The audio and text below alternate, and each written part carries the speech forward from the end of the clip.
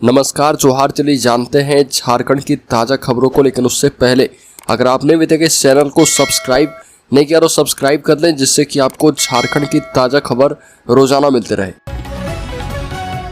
सबसे पहली खबर, झारखंड हाई कोर्ट ने सभी जिलों से जमीन सर्वे की स्टेटस रिपोर्ट मांगी। झारखंड हाई कोर्ट में राज्य के विभिन्न जिलों में जमीन सर्वे को लेकर दाखिल जनहित याचिका पर सुनवाई की गई। हाईकोर्ट के chief justice M S. Ramachandra Rao और जस्टिस राजेश शंकर की कोर्ट ने मामले की सुनवाई करते हुए जमीन सर्वे पर राज्य सरकार को स्टेटस बताने का निर्देश दिया। कोर्ट ने महाधिवक्ता को अगली सुनवाई के दौरान सर्वे को लेकर अब तक हुई कार्यवाही की पूरी रिपोर्ट देने के लिए कहा है। अब इस मामले की अगली सुनवाई 24 जुलाई को होगी। अगली खबर, गुमला में सड़क निर्माण की मांग, 1 दर्जन गांव के लोगों ने रांची नेतरहाट मार्ग किया जाम। गुमला जिले के बिशुनपुर प्रखंड में सड़क निर्माण की मांग को लेकर सैकड़ों ग्रामीणों ने रांची नेतरहाट मार्ग को जाम कर दिया। जनसंघर्ष समिति शेरका बिशुनपुर के नेतृत्व में हारूप सहित 1 दर्जन गांव के लोग बैनर और तख्तियां लेकर सड़कों पर उतरे। प्रोटेस्टर्स की मुख्य मांग प्रखंड मुख्यालय से हारूप तक 14 किलोमीटर सड़क के निर्माण की है। स्थानीय निवासी मंजीता देवी और बौधा ब्रेजिया ने बताया कि इस जर्जर सड़क की वजह से ग्रामीणों को काफी परेशानियों का सामना करना पड़ता है।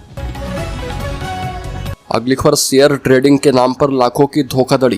कोलकाता की कंपनी ने निवेशकों को ठगा। एक व्यक्ति से 3 लाख और दूसरे से 15 लाख रुपए हड़पे।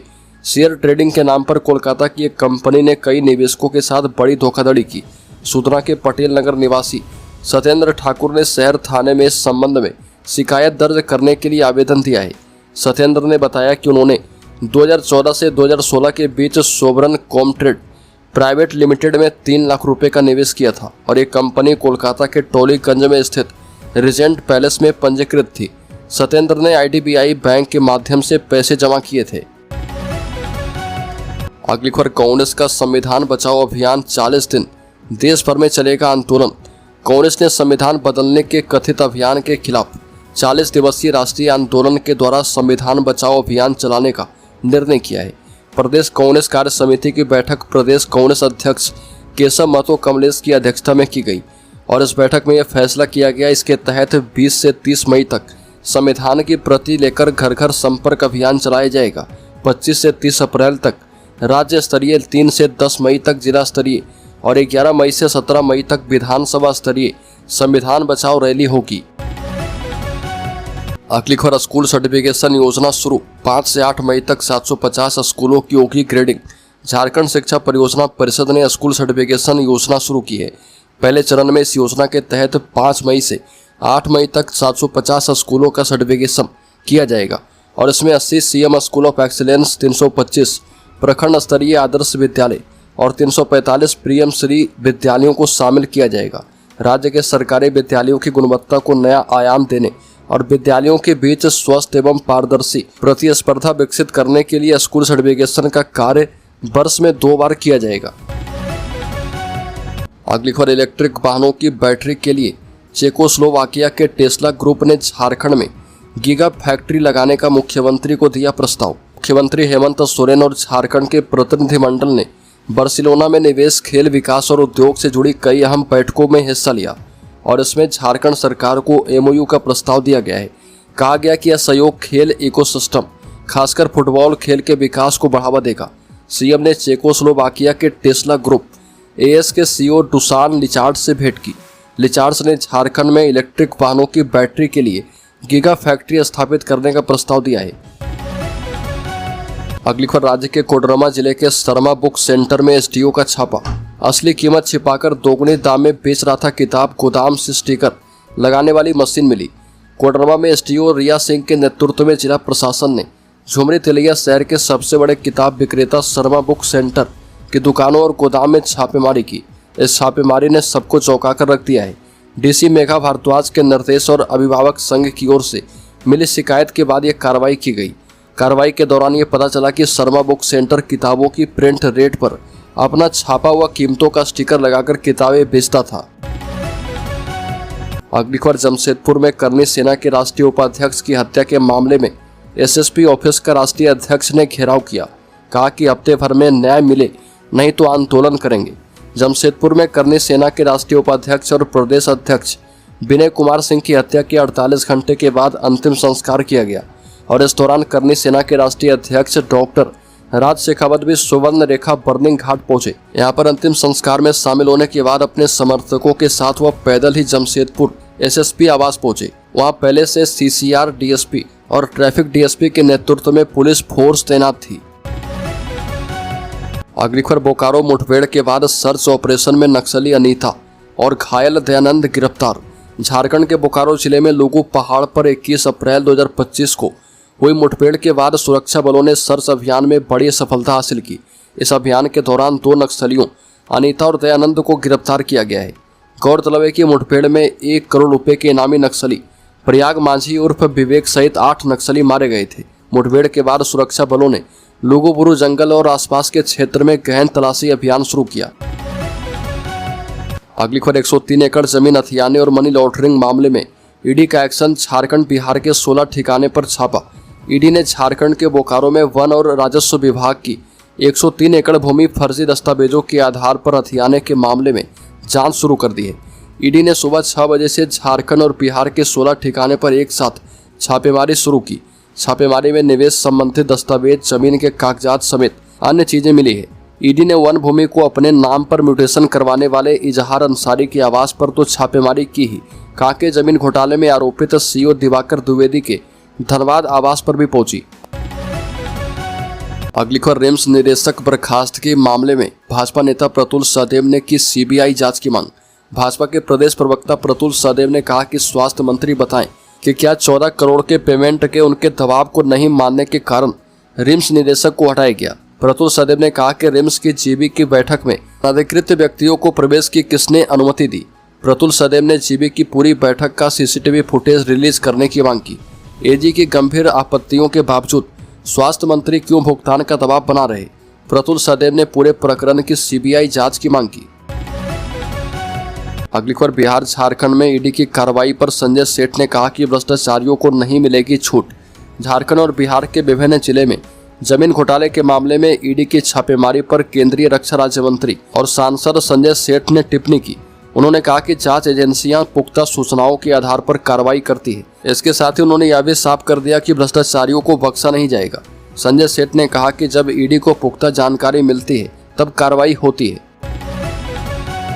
अगली खबर, झारखंड हाई कोर्ट का ऐतिहासिक फैसला। बोकारो के कमल रजवार और गीता कुमारी को 8 सप्ताह में नियमित करने का आदेश।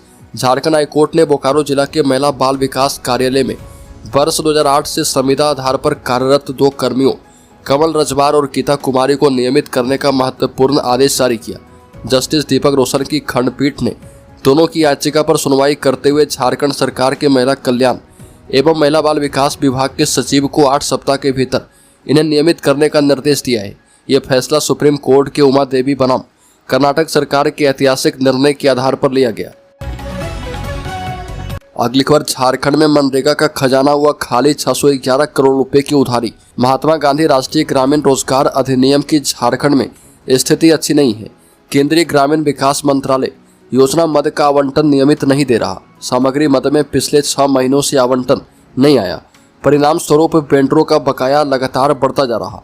पूरे प्रदेश में सामग्री मद में 598 करोड़ रुपए की उधारी हो गई है और इस स्थिति को देखते हुए मजदूरों का मनरेगा से मोह भंग हो रहा। तो वहीं वेंडरों ने सामग्री आपूर्ति करने से इनकार कर दिया और इसका सीधा असर योजनाओं के क्रियान्वयन पर पड़ रहा है।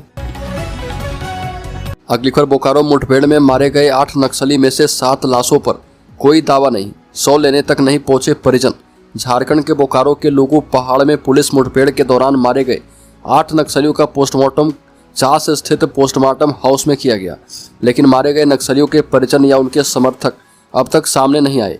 8 में से मारे गए एरिया कमांडर अरविंद यादव के 100 को लेने उसके भाई अजय यादव बोकारो पहुंचे, जिन्हें बोकारो पुलिस की ओर से 100 जमुई ले जाने के लिए सौंप दिया गया। इन 7 नक्सलियों में विवेक 1 करोड़ का इनामी माओवादी है और सेंट्रल कमेटी मेंबर है, पर मुठभेड़ में मौत के बाद उसके 100 पर दावा करने वाला अब तक सामने नहीं आया। इतना ही नहीं, धनबाद जिले के जिस टुंडी इलाके से उसका संबंध है, लोगों ने उसे पहचानने से इनकार कर दिया। अगली खबर, क्लर्क का बेटा बना आईएएस, चौथे प्रयास में क्रैक कर दी यूपीएससी परीक्षा। यूपीएससी सिविल सेवा परीक्षा 2024 का परिणाम जारी हुआ और इसमें दुमका के 28 वर्षीय सौरभ सिन्हा ने 49वीं रैंक हासिल की। यह सफलता उन्हें चौथे प्रयास में मिली। सौरभ की कहानी मेहनत, लगन और आत्मविश्वास की मिसाल है। रसिकपुर के मध्यम वर्गीय परिवार से आने वाले सौरभ के पिता प्रियव्रत सिन्हा जिला अधिवक्ता संघ कार्यालय में बड़ा बाबू हैं और सौरभ का छोटा भाई है। सौरभ का जन्म और पालन पोषण दुमका में हुआ। अगली खबर, पहलगाम आतंकी हमले का साया रांची पर छाया। स्टेशन एयरपोर्ट के चप्पे चप्पे की चौकसी बढ़ी। जम्मू कश्मीर के पहलगाम में आतंकवादी हमले के मद्देनजर रांची एयरपोर्ट हाई अलर्ट पर रहा। इसके साथ ही रेलवे स्टेशन की भी सुरक्षा व्यवस्था बढ़ा दी गई। रेलवे स्टेशन के प्रवेश द्वार पर लगी स्क्रीनिंग मशीन से भी हर यात्री के साथ उपलब्ध सामान, बैग, सूटकेस और ट्रॉली बैग समेत थैला बैग तक की जांच की जा रही। स्टेशन और रूटीन जांच के अलावा निगरानी रखने के मामले में तेजी आई।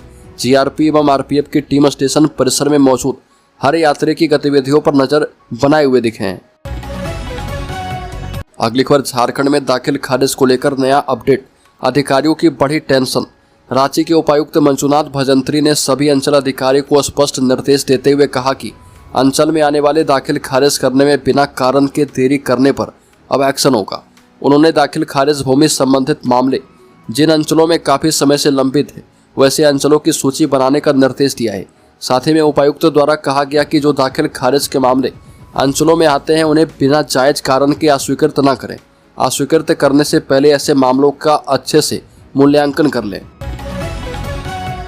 अगली खबर, झारखंड के सभी अत्याधुनिक अस्पतालों में शुरू होगी ओपीडी की सुविधा, तैयार किया जा रहा डॉक्टरों का पैनल। झारखंड सरकार के सभी स्पेशलिटी एवं सुपर स्पेशलिटी अस्पतालों में ओपीडी सेवा शुरू की जाएगी और इसके लिए अप्रैल के अंत तक स्पेशलिस्ट और सुपर स्पेशलिस्ट डॉक्टरों के पैनल तैयार किए जाएंगे। स्वास्थ्य विभाग के अपर मुख्य सचिव अजय कुमार सिंह ने पिछले सप्ताह वीडियो कॉन्फ्रेंसिंग के जरिए सभी सिविल सर्जन को निर्देश दिया था और जिला अस्पतालों में सरकारी स्तर पर नियुक्ति हो रही है। इसमें निजी डॉक्टरों की भी सेवा ली जाएगी।